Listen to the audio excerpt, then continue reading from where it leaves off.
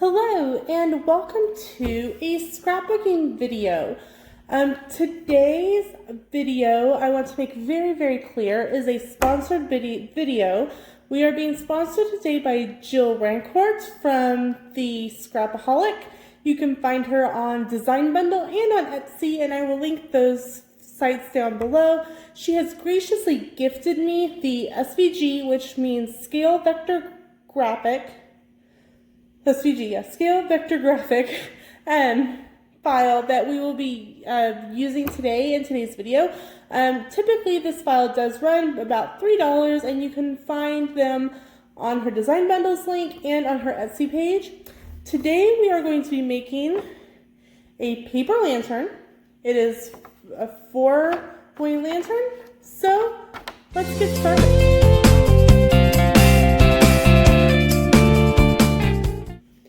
Alright, so as I said, we are going to be making this beautiful paper lantern. It has got some cute little moose on a couple of the sides, and then it's got trees and another moose. So let's get started. I will say that I did pre-cut my pieces. I used the light blue paper from Basil, however you would like to pronounce that. I cut it on my Cricut Explorer on Cardstock Plus twice. I always cut all of my heavier paper on Cardstock Plus twice just to make sure that it goes all the way through the paper. Even with a brand new blade, it always takes a little bit extra to go through a little bit heavier paper. And I wanted to make sure to have a good heavy paper for our design. I will say that when you purchase the file, you are able to get 3 options of how you want to put this file together. There is a single side, which you would cut 4 different sizes. This is great if you're wanting a larger lantern. If you want a medium-sized lantern, which is what we have made today, you can cut 2 on a page, and I did cut this at 10 inches width, so that is this one. Or you can cut it in 4, where it will make a smaller lantern. Maybe that would be great for a party favor or hanging from the ceiling or something like that. So let's get started. When you cut the file, it will insert score marks, and you can see that there's 3 of them. 1, 2, and 3. And so what we're going to do is we're going to take our paper and we're going to fold it over at the score mark so that we have the first 2 sides of our lantern. Try to make sure and line up everything so that it is all even when you put it together. I'm going to use my Elmer's glue dot runner to kind of give it a little bit more of a nice seam. Make sure it's all pressed down nicely. Okay, so there we go. Folded on the first score mark. So we're going to kind of open it up a little bit. As you can see, it will set up on its own, just like that. But we've got this little extra side, which is going to be our glue side that we need to fold. So we're going to kind of set it down and do exactly the same thing. We're going to fold along the score marks. If you want to kind of make a little fold kind of like this, you know, at each of the score marks, so you kind of know, let me kind of turn this down a little bit more so you can see. If you want to kind of make an initial kind of dent at those score lines, it kind of makes it a little easier to go back and make your folds. All right, make sure I get those all nice and folded.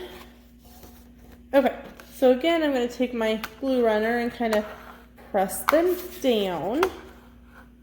Okay, so that is all completed. I'm going to take my glue runner and actually use what it's for. I'm going to use it as a glue runner. I'm going to put glue down. You can't really see it, but it's there. I've got it all glued and ready to go, so I'm going to set that piece aside, and I'm going to do this one. And make sure that you're folding it the same way on both. Like, as you can see, this paper's got some texture to it on one side and it's kind of smooth on the other. So make sure that you're folding it the correct way so that you're not having to refold it and potentially tear your paper when you are folding your second panel. Now, like I said, this video is sponsored by the Scrapoholic. I have actually purchased many files from her, and her designs all come out great. I've never had any problems or any troubles with her files, so I was very pleased when she asked me to do this video. All right, so I've got the one side folded. I'm going to just make sure and crease it down. So we've got the one side folded, and we're going to go ahead and do the other side just like we did with the other one. Gonna find our scores, make our first little dents. This just, to me, everyone does it different. This to me just makes it a little bit more easier to make that fold so that you know that you're not missing or it doesn't buckle in the center. I'm gonna use our handy dandy little extra strength there so we don't give ourselves a paper cut. All right, we're gonna actually use a glue for what it's good for. Nice little line of glue right there. Okay, so both of our pieces are glued and folded. There's piece one, there's piece two. Okay, so now it's time to actually put it together. So I'm going to leave this one laying on the flat just like it is.